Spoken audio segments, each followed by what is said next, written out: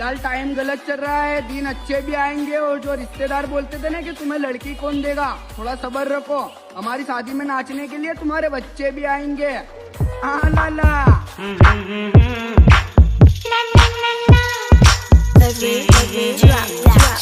खुद से जो इतना डरोगे तुम प्यार कैसे करो। यो व्हाट्स अप, तो इंडियन क्रिकेट क्राउड के एक और एपिसोड में आप सभी का स्वागत है। तो आज बेसिकली ये वीडियो लास्ट वाले वीडियो का एक्सटेंशन है। तो आज हम लोग बेसिकली ये बात करने वाले हैं कि करंट आईपीएल सिनेरियो में, जहां हमने लास्ट वीडियो में ये बात की कि कैसे इस आईपीएल ने इंडिया टीम को बहुत सारे फायदे दिए, कुछ कपल ऑफ प्लेयर्स को री इन्वेंट किया, कुछ नए प्लेयर्स को ढूंढा। उसी तरह इस आईपीएल में मेरे को लगता है काफी सारे इंडियन क्रिकेट टीम को काइंड ऑफ नुकसान कह सकते हैं, आई डोंट नो क्या सही वर्ड होगा। बेसिकली कुछ ऐसे प्लेयर्स जिनको नेक्स्ट स्टेप या नेक्स्ट लीप लेना चाहिए था, वो लोग suddenly down in the trenches चले गए।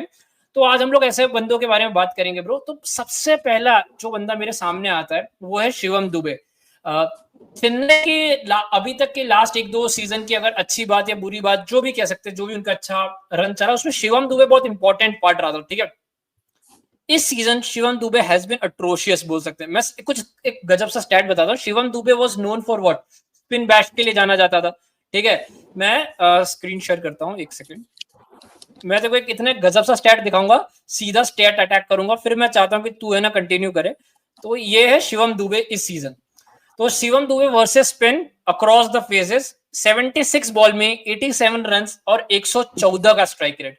बाउंड्री परसेंटेज सिर्फ 11 है और डॉट परसेंटेज 38, और 3 बार आउट भी हो चुका है।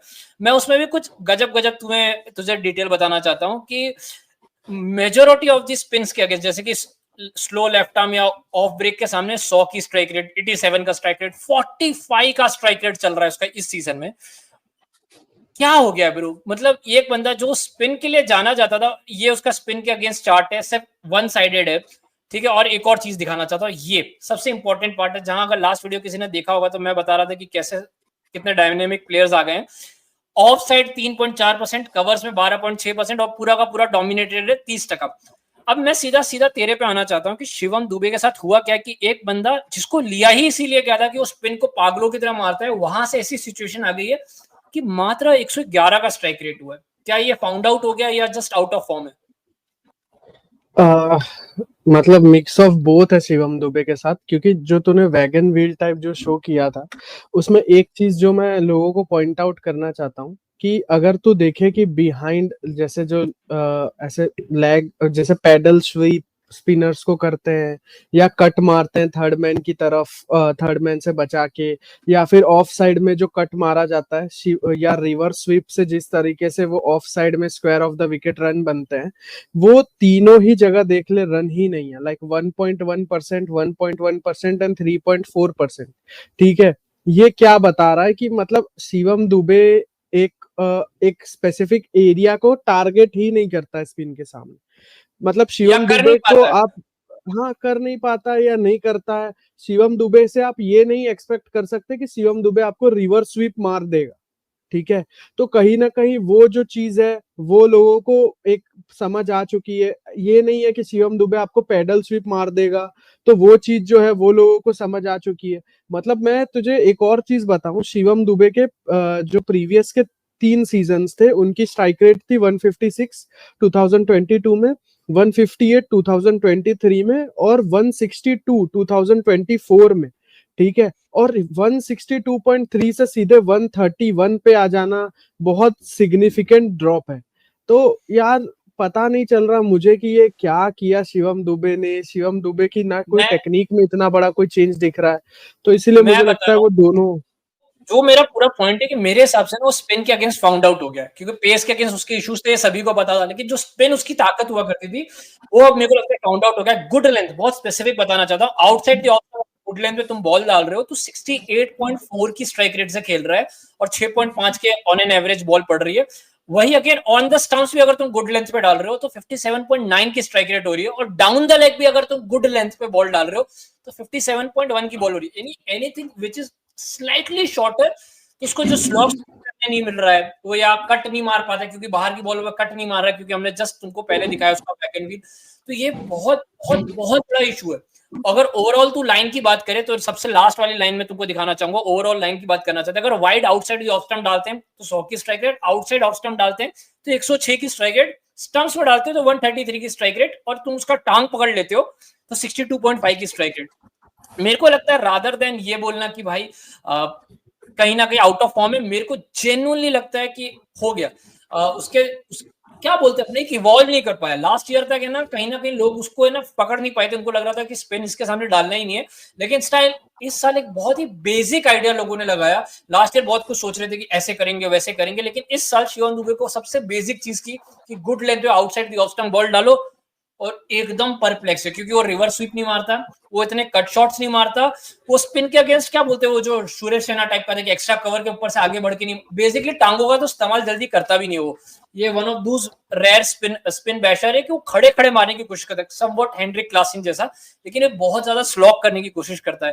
तो मेरे हिसाब से शिवम दुबे का करियर यहाँ से बहुत ज्यादा डाउनहिल में है, क्योंकि कहीं ना कहीं चेन्नई ने उसको आउटसाइड क्या बोलते हैं आउटसाइड ऑफ द लक उसको चांस दे दिया था कि कहां पर एकदम गायब हो चुका था, वहां से T20 वर्ल्ड कप खेल के आया, फाइनल खेला उसने T20 का, ना बॉलिंग कर रहा है एज यूजुअल, ना उसने बॉलिंग की है, फील्डिंग ऑब्वियसली हम सबको पता है इतना कुछ खास इसका है नहीं, और बैटिंग में भी जो इसका सबसे इंपॉर्टेंट पार्ट था वहां भी स्ट्रगल कर रहा है। तो मेरे को लग रहा है एक सबसे बड़ा लॉस अगर अपने कह सकते हैं शिवम दुबे के लिए और कहीं ना कहीं इंडिया के लिए भी, कि हमारे एक मेन मिडिल ऑर्डर बैटर गायब है। तो मेरा पूरा पॉइंट यही था ब्रो कि जहां ऑन एन एवरेज एक शिवम दुबे का पूरा पॉइंट ये था स्पिन बैशर है, वहां पर वो एवरेज बैटर से भी खराब खेल रहा है versus spin, versus pace he has been good, मतलब लेकिन इतना भी कुछ खास नहीं है। तो तेरे क्या थॉट्स है, और फिर अपने नेक्स्ट बंदे पे मूव ऑन करते हैं। तो मुझे ये लगता है भाई कि शिवम दुबे ने अपने जो चांसेस हैं वो खो दिए हैं। शिवम दुबे के पास अब कोई चांस नहीं है सच ही वो टीम इंडिया में फिर से एक ऐसा स्पिन बैशर के रूप में खो सके, क्योंकि इस बार वो जितनी ज्यादा डीपली एक्सपोज हुआ है उसके बाद मेरे को नहीं लगता कि उसको मिडिल ऑर्डर में कंसिडर किया जाएगा। बैरिंग की भाई कंसिडरिंग कि हमारे पास इतने सारे और सिचुएशन मतलब और प्लेयर्स हैं जो मिडिल लाइक ऑर्डर के लिए पॉपअप हो रहे हैं। मैं जो मिडिल ऑर्डर की अपने बात कर रहे थे उसमें से एक नेक्स्ट बंदे की बात करते हैं जिसका अपने बोलते हैं चांस खो दिया है, वो इतना हार्ड चांस खोया है कि मेरे को यकीन नहीं हो रहा है कि ये क्या देख रहा हूं मैं। तो हम ऋषभ पंत की बात करते हैं। ऋषभ पंत 2022 में 30 के एवरेज 151 का स्ट्राइक रेट, 2023 उसने खेला नहीं, 2024 का कमबैक सीजन था, 40 की एवरेज 155 का स्ट्राइक रेट, ठीक है, और ये सीजन 12 की एवरेज और 99 के स्ट्राइक रेट से खेल रहा है। मैं तुमको एक और गजब चीज बताना चाहता हूँ कि मेरे को यकीन नहीं हो रहा है कि ये हम लोग ऋषभ पंत की बात कर रहे हैं कि इस लेवल का हार्ड डाउनफॉल है। तो ये ऋषभ पंत के स्टैट्स हैं, ठीक है। Rishabh Pant versus pace 77 ball में 83 रन मारा है, 107 की सिर्फ स्ट्राइक रेट रही है। मेजोरिटी ऑफ द टाइम वो पेस के अगेंस्ट स्ट्रगल किया, लेकिन स्पिन जहां हम लोग बात करके स्पिन बैशर है, स्पिन के अगेंस्ट देख ब्रो 52 बॉल्स में 45 रन मारे, 86 की strike rate. This is Rishabh Pant we are talking about. कोई मतलब ऋषभ पंत वो बंदा है जो नथान लायन जैसे बंदे को उसके होम कंडीशन, उसके प्राइम सिचुएशन में आगे बढ़ बढ़ के छक्का मार रहा था, शायद उसके सामने स्पिन डालना एक गुनाह टाइप माना जाता था। वो बंदा इतना ज्यादा स्ट्रगल कर रहा है bro. Majority of the time वो स्पिन देख, स्लो लेफ्ट आर्म के अगेंस्ट 166 का स्ट्राइक रेट, अगर उसको हटा दे तो सबके सामने उसकी स्ट्राइक रेट है ना -91, -84। बेसिकली मेरा पॉइंट ये है कि ज्यादातर वो सबके सामने ही स्ट्रगल कर रहा है। तेरे हिसाब से क्या हो गया ब्रो? ऋषभ पंत अगेन ये एक्सपोज हो गया है कि जस्ट भाई देख स्पिन के अगेंस्ट सामने कुछ है नहीं, वही अगेन बहुत ज्यादा तुमको शिवम दुबे टाइप का तुमको क्या कहते हैं वैगन व्हील दिखेगा। तो समवन जो अभी तक ये बात हो रही थी कि इंडिया के लिए क्या कहते हैं हर जगह हर फॉर्मेट का प्लेयर है, मैं चैंपियंस ट्रॉफी में सोच रहा था इसको खेल के आगे खिलाना चाहिए, वहां से ऐसी सिचुएशन आ गई है कि मेरे को ये शायद है ना मिडिल ऑर्डर में भी मेरे को ऐसा लग रहा है कि शायद वेंकटेश अय्यर को इसके आगे खिलाने का ज्यादा सेंस है। भाई ऋषभ पंत के साथ तो जो सिचुएशन है वो तो समझ के ही बाहर है। कहीं ना कहीं जो सिचुएशन है वो ऐसी लगती है जैसे ऋषभ पंत का भाई जो रियल वर्जन है उसको किडनैप कर लिया गया है और कोई जो उसका एक ड्यूप वर्जन है वो खेल रहा है क्रिकेट बस 27 करोड़ रुपयों के लिए और LSG को चूना लगा रहा है। क्योंकि भाई 99 का स्ट्राइक रेट तू कैसे किसी से एक्सपेक्ट करेगा 10-11 मैचेस खेलने के बाद, एक या दो मैचेस जैसे सैंपल साइज, या फॉर 3 मैचेस भी होते तो हम एक्सपेक्ट करते कि चलो किसी के भी 3 मैचेस खराब जा सकते हैं, लेकिन 11-12 मैचेस खराब जाना मतलब कि तुम पूरा आउट ऑफ टच हो, आउट ऑफ रन हो, तुमको कुछ बहुत ज्यादा चेंज करने की जरूरत है अपने गेम में, तभी तुम एक भाई कमबैक कर सकते हो।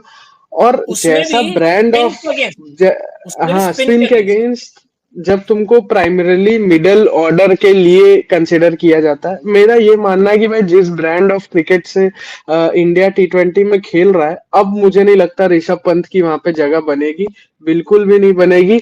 बस ये है कि शायद फॉर एग्जांपल कि भाई इंडिया के जो main top 3 top 4 wicket keeper batsman है, वो अगर ऐसा इंजर्ड हो हाँ, जाते, इंजर्ड हो कुछ हो जाए। जाता है, तो ऋषभ पंत को शायद मजबूरी में खिलाना पड़ सकता है। बाकी उसके अलावा मुझे नहीं लगता ऋषभ क्योंकि पंत की भाई जगह बने। ये जो लेवल का डाउनफॉल है वो इतना हार्ड है, और इसके साथ साथ कप्तानी को हम लोगों ने कई बार क्रिटिसाइज किया, अब उस पर बार बार बीट नहीं करेंगे, लेकिन मैं जस्ट तुमको एक चीज बताना चाहता हूँ कि आईपीएल चालू होने से पहले हमने एक वीडियो बनाया था, जब हम लोग ये बता रहे थे कि ये सीजन किस किस लोगों के लिए बहुत इंपॉर्टेंट होने वाला है। उसमें हमने गायकवाड़ का नाम लिया था, शुभमन गिल का नाम लिया था, I am not sure Dubey का नाम लिया था, मुझे याद नहीं आ रहा है, लेकिन ऋषभ पंत का नाम हमने बहुत स्पेसिफिक लिया था और यही चीजों के बारे में बात की थी। और कहीं ना कहीं हम लोग उस चीज में काफी सही उतर रहे हैं। और मेरे लिए बहुत शॉकिंग बात है कि यार ये ऋषभ पंत के साथ ऐसा कैसे, मतलब मैं मानता हूँ T20 का कभी भी अच्छा प्लेयर नहीं था इस काफी टाइम से, लेकिन इतना भी खराब नहीं था। मेरे को पर्सनल लगता है कि ये ना कैप्टनसी उसके माथे पे मतलब उसको खा रही है, कहीं ना कहीं उसको थोड़ा फ्री करने की जरूरत है।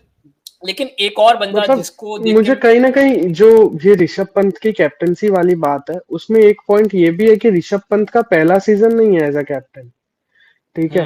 तो मुझे लगता है कहीं ना कहीं कैप्टनसी प्लस जो एक्सपेक्टेशन है वो प्राइस टैग की, एक वो भी एक चीज है जो शायद ऋषभ पंत के साथ बहुत ज्यादा गलत मतलब माइंड में चल रही हो, इफेक्ट डाल रही हो। तो मैं नेक्स्ट बंदे पे जाने की बात करता हूँ, जिसका यार काइंड ऑफ मैं तुम इसको ऐसा नहीं बोलेगा कि बहुत खराब सीजन किया। अगर तू अभिषेक शर्मा की बात करें, जहां हम लोग दुबे और ऋषभ पंत की बात करें, तो अभिषेक शर्मा ने ये सीजन में 31 की एवरेज से 180 रन मारे, 314 रन मारे, तो उसको कुछ खराब नहीं बोलेगा।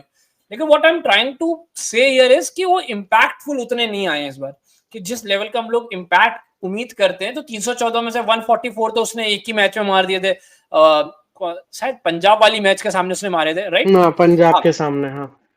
पंजाब के सामने मारे थे। तो मैं जो चीज बताना चाहता हूँ, तो मोस्ट ऑफ द उसके जो रन है 24, 6, 1, 2, 18, 141, 40, 8, 0, 74। तो पूरा जो पॉइंट है कि कंसिस्टेंटली रन नहीं आए। चलो कंसिस्टेंसी हम लोग बहुत उम्मीद भी नहीं करते कि शायद तुम आईपीएल T20 में इतना कंसिस्टेंट नहीं हो सकते, स्पेशली जिस टाइप का ये बैटर है। लेकिन 1, 2, 3, 4, 5, तो टोटल 5 सिंगल डिजिट स्कोर है। तो ये भी उम्मीद नहीं करेगा, कंसिडरिंग ये बंदा बिल्कुल ही बॉलिंग भी नहीं कर रहा है।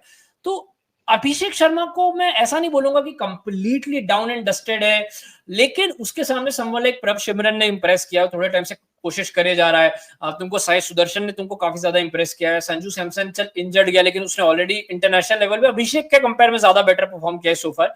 क्या लग रहा है अभिषेक शर्मा के साथ क्या दिक्कत आ रहा है? He is just trying to word, या ओवरऑल जो हैदराबाद का बस माहौल ऐसा हो गया कि बस फंसा रह गया है? अभिषेक शर्मा को यार मुझे बस ये कहना है कि जैसे कि अगर तू देखेगा तो उसमें जो भी इनिंग्स है 10-11, उसमें से बस 2 इनिंग्स ऐसी हैं जो अच्छी हैं। उसके बाद की जो भी इनिंग्स है वो मतलब या तो फेलियर्स हैं या नॉट सो गुड वाली टाइप ऑफ इनिंग्स है। तो जो ब्रांड ऑफ क्रिकेट वो खेलता है उसमें ठीक है, ये चीजें एक्सपेक्टेड है, लेकिन साथ ही साथ ये भी कंसीडर करना पड़ेगा कि उसके अराउंड जो लोग सेम ब्रांड ऑफ क्रिकेट खेल रहे हैं, जैसे प्रियांश आर्या, प्रभ सिमरन सिंह, ये लोग बहुत ज्यादा कंसिस्टेंट हैं कंपैरेटिवली, ठीक। तो कहीं ना कहीं उसके जो चांसेस हैं उस वो अब धीरे धीरे जो स्टेक्स है वो डाउन हो रहे हैं, जो चांसेस है वो अब हैम्पर हो रहे हैं। क्योंकि हमने बीच में भी देखा था जहां पे उसका एक रन आया था, जहां पे वो रन ही नहीं बना पाया था 3 या 4 मैचेस में, कुछ बस 10-12 ही रन बने थे उसके T20 इंटरनेशनल में।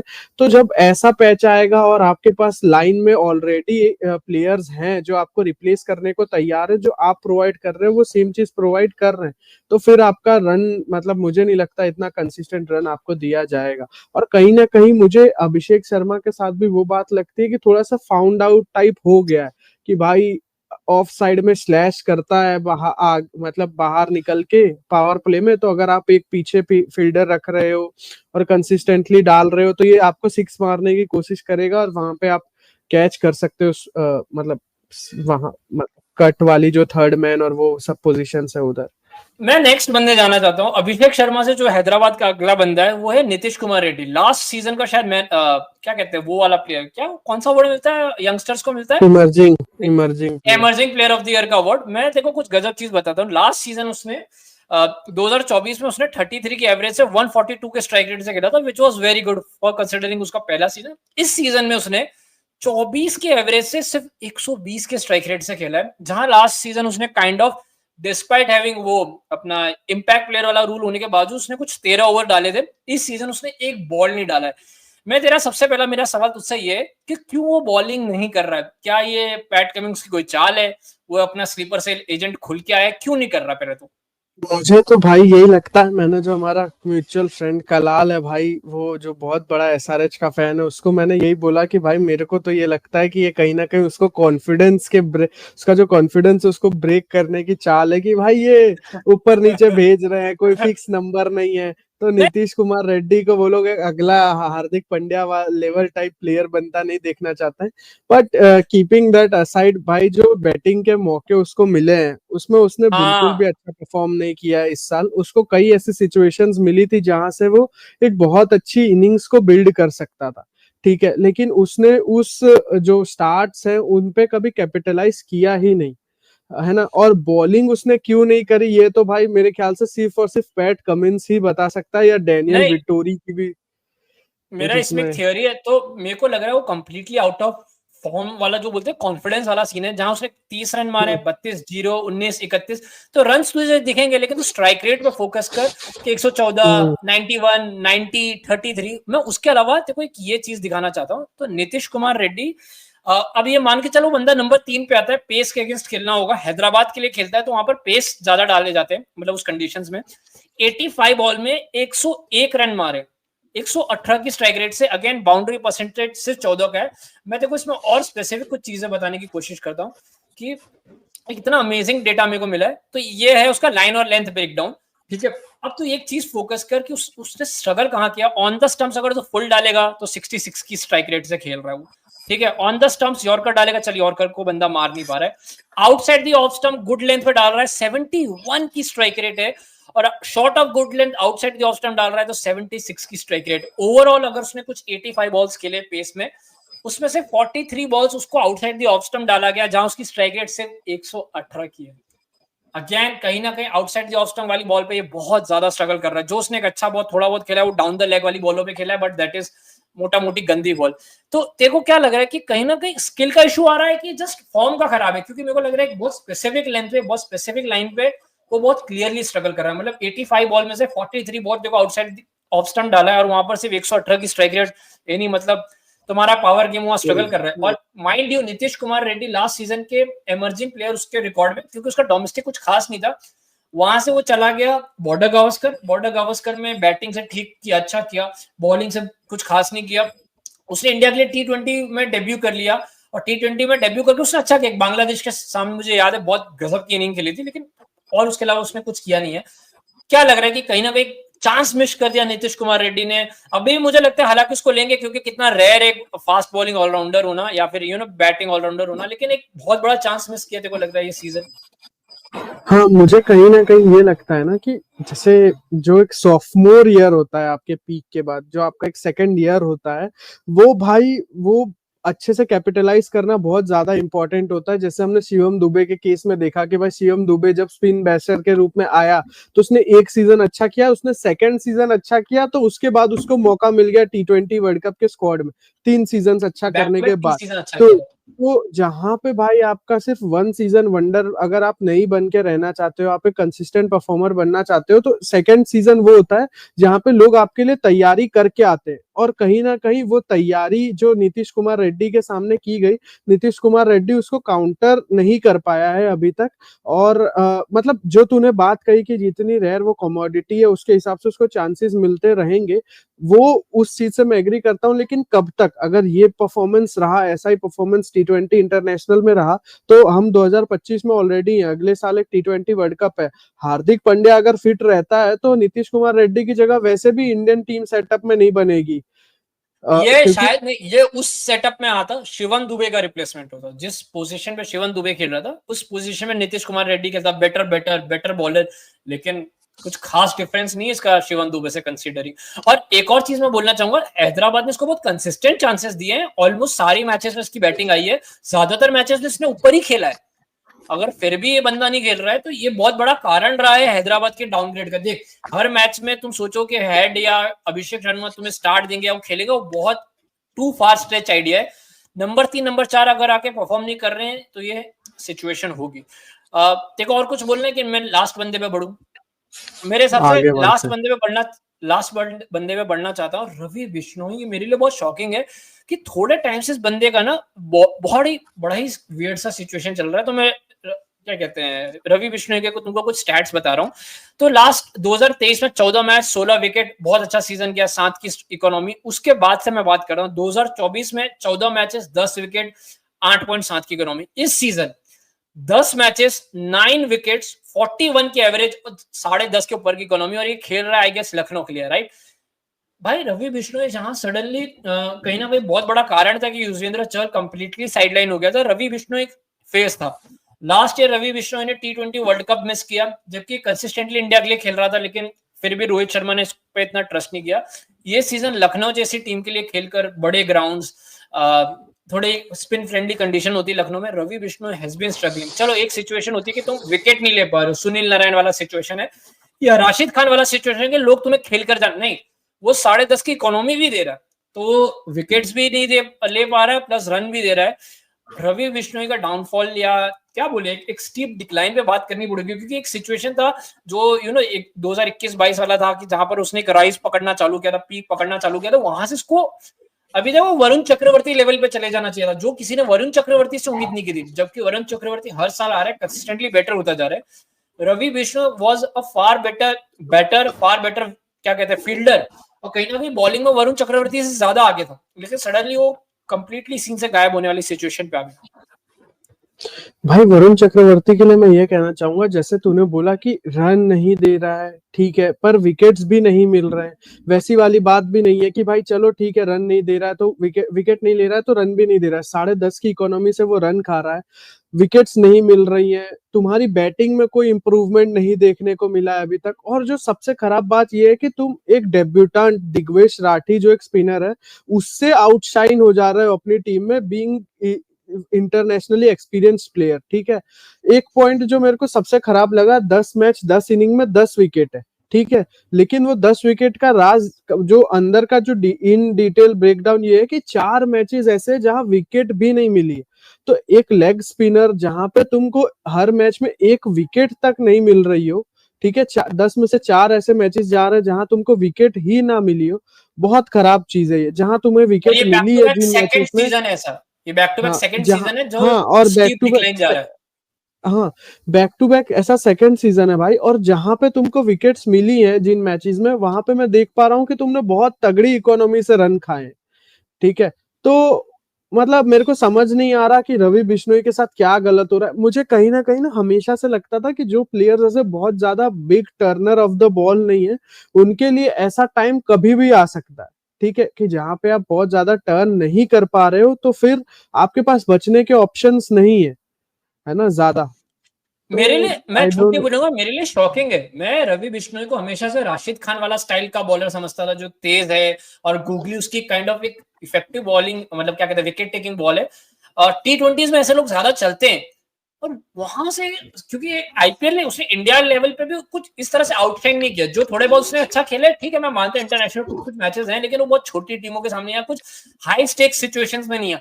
जब जो हाई स्टेक मैचेस हुए हैं, रवि बिश्नोई एक भी T20 वर्ल्ड कप का पार्ट नहीं है, एकाद एशिया कप खेला, तो ये रवि बिश्नोई के लिए मेरे हिसाब से सोचने वाली बात है, क्योंकि भाई ये एक बहुत अपटिक राइज में था। और एक बहुत गजब बात तेरे को बता रहा हूँ कि करंटली कोई ऐसा लेग स्पिनर सीन में है ही नहीं इंडिया टीम में। सोचने वाली बात है ब्रो, युजवेंद्र को तुम कंसिडर नहीं करते, कुलदीप यादव के अलावा कौन सा लेग स्पिनर सीन में, कोई नहीं है, कोई नहीं है, और वहां से रवि बिश्नोई कैप्चर नहीं कर पाया। तो हमारे लिए हमने ये 5 बंदों के नाम बताए। मैं चाहता हूं आप लोग अपने नाम बताएं कि आपके हिसाब से ये बंदे को नेक्स्ट लेवल पे जाना चाहिए था और इंडिया टीम के लिए बहुत अच्छा कर सकता, तो वहां से सडनली गायब हो गया। ठाकुर, मैं तेरे से लास्ट ऑनरेबल मेंशंस पूछना चाहूंगा कि तू एक ऑनरेबल मेंशन दे, मैं एक ऑनरेबल मेंशन देता हूं। कि तेरे हिसाब से एक ये बंदा आ सकता था। मैं अपना पहले दे देता हूँ, दैट इज हर्षित राणा। भाई यार लास्ट सीजन जहां उसने इतना अच्छा किया था, इस सीजन का मैं एक देख रहा था कि स्टार्टिंग के 10 ओवर में उसने गिन के 5 या 6 विकेट लिए, जिसमें से 3 विकेट उसने एक ही मैच में लिया था। इकोनॉमी भी ज्यादा, स्ट्राइक रेट भी ज्यादा, तो तुम इतना ज्यादा वन डायमेंशनली हो सकते। बहुत ज्यादा लोग है ना, केकेआर वाले फैंस बहुत ज्यादा ये आर्ग्यू करते हैं कि भाई अजिंक्य रहाणे अच्छे से कप्तानी नहीं कर रहा है, हर्षित राणा को है ना पावर प्ले क्या कहते हैं डेथ में लाना चाहिए। भाई वो बंदा स्टार्टिंग के 10 ओवर में भी अगर रन खा रहा है तो अजिंक्य रहाणे क्या करवाया? मतलब इतना ज्यादा कोई वन डायमेंशनल नहीं हो सकता कि मतलब पूरी दुनिया सब कुछ तुम वरुण चक्रवर्ती और सुनील नारायण के भरोसे ही है कि भाई नहीं जो होगा यही दोनों करेंगे। तो मेरे हिसाब से हर्षित राणा इज दैट गाय, क्योंकि बॉलिंग में उस लेवल पे इंपैक्ट नहीं है, विकेट्स उस लेवल पे नहीं है, डेथ में ही इज गुड, लेकिन बैटिंग एक बहुत बड़ा एक्सपेक्ट मैं बताना चाहता हूँ कि कंसिस्टेंटली बताया जाता है कि भाई हर्षित राणा बैटिंग कर सकता है, हर्षित राणा बैटिंग कर सकता है। जब मौके मिले उसने बिल्कुल भी इंप्रेस नहीं किया। एक पंजाब वाला मैच तो बहुत स्पेसिफिकली मुझे याद है, अगर उसको खाली खड़े रहना था आंद्रे रसेल के साथ, नहीं कर पाया। तेरे क्या थॉट्स है? तेरे पास कोई ऑनरेबल मेंशन है? भाई मेरे पास एक ऑनरेबल मेंशन तो है, लेकिन वो सीन से बहुत पहले बाहर हो चुका था। लेकिन कहीं ना कहीं ये आईपीएल अगर वो अच्छा करता तो उसको बहुत ज्यादा लाइमलाइट मिलती। वो बंदा है दीपक चहर। ठीक है, दीपक चहर भाई जो चीज करता था वो चीज, अगर वो जैसे बैटिंग थोड़ी बहुत कर लेता है, फील्डर अच्छा है, तो अगर पावर प्ले में उसको इस बार विकेट्स नहीं मिल रहे थे, पीछे से उसने कमबैक किया है ये साल के एंड में। लेकिन स्टार्टिंग का जो एक पूरा फेज था जहां Deepak Chahar was totally ineffective भाई, मतलब एक दो कुछ मैचेस हैं जिसमें उसने 2 ओवर डाले हैं बस। ठीक है, 4 ओवर का कोटा भी पूरा नहीं। भाई इम्पैक्ट वाली जो अपने बात करते हैं ना, इम्पैक्ट ही नहीं है। तो अब इम्पैक्ट को चलो आई डोंट नो कैसे कोई जज करेगा, लेकिन जिसने मैचेस देखा होगा उसको समझ आएगा कि उस लेवल में आज के टाइम में भी भुवनेश्वर कुमार उससे बेटर बॉलर लग रहा है टिल डेट। ये एक बहुत बड़ा इशू है। तो मेरे पास और है भाई जो थोड़ा सा ऐसे T20 इंटरनेशनल वाला सेटअप टच करके वापस आ गया, जो एक हो सकता था। तुषार देशपांडे भाई, जो T20 इंटरनेशनल में भाई डेब्यू कर लिया। पिछले साल कुछ टाइम तक पर्पल कैप थी, इस साल पूरा डाउन एंड आउट है भाई। ऐसा लग ही नहीं रहा तो कि उसकी कभी एग्जिस्ट करता था। उसकी गलती नहीं ना भाई, वो तो उसके ऊपर थाला कहाँ था। तो थाला के राज में तेको पता है ना, सडनली लोग एकदम अलग ही लेवल पे घूम रहे होते हैं। तो थाला से जैसे बाहर निकलते अपने को पता चलता है। तो मेरे हिसाब से guys thank you so much. अगर आप लोगों ने ये वीडियो देखा है, आप लोग प्लीज अपने नाम मेंशन करें। And thank you so much. अगर आप लोग वो ये वीडियो यहाँ तक देख रहे हैं तो प्लीज सब्सक्राइब कर दिया करो, लाइक कर दिया करो, और जो भी फलाना चीजें करनी होती है कर लिया करो। But thank you so much भाई, शेयर कर दिया करो अपने दोस्तों के साथ। हाँ भाई शेयर कर दिया करो। मेरे को तो पता नहीं, ऐसा लगता नहीं है कि तुम लोग कुछ करते हो, हमारे बोलने से कुछ फर्क पड़ता है, लेकिन ठीक है भाई प्लीज कर दिया करो।